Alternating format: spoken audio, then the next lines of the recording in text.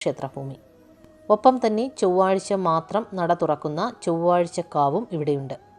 ചേലാമറ്റം ദേവസ്വം ബോർഡിന് കീഴിൽ തന്നെയാണ് ഈ ക്ഷേത്രം സ്ഥിതി ചെയ്യുന്നത്. ദക്ഷിണകാശി എന്നറിയപ്പെടുന്ന ചേലാമറ്റം ശ്രീകൃഷ്ണസ്വാമി ക്ഷേത്രം.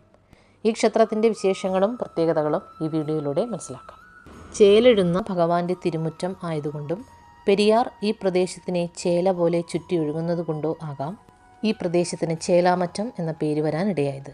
ഏതാണ്ട് 1200-ലേറെ വർഷം പഴക്കം കണക്കാക്കാവുന്ന വാമനമൂർത്തി ക്ഷേത്രമാണ് ആദ്യമുണ്ടായിരുന്നത്.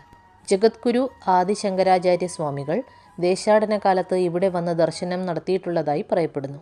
ചേലാമറ്റം ക്ഷേത്രത്തിൽ മഹാവിഷ്ണു 3 ഭാവങ്ങളിൽ നിലകൊള്ളുന്നു. ഇരട്ട ഗോപുരങ്ങൾ ഉള്ള ഇരട്ട ശ്രീകോവിലുകളുമുള്ള ഒരേ നാലമ്പലത്തിൽ 2 മൂർത്തികൾ നിലകൊള്ളുന്നതും ഈ ക്ഷേത്രത്തിൻ്റെ ഒരു പ്രത്യേകതയാണ്. ഇവിടെ മഹാവിഷ്ണുവിൻ്റെ 3 ഭാവങ്ങൾ ശ്രീകൃഷ്ണമൂർത്തി ഭാവം, നരസിംഹമൂർത്തി ഭാവം,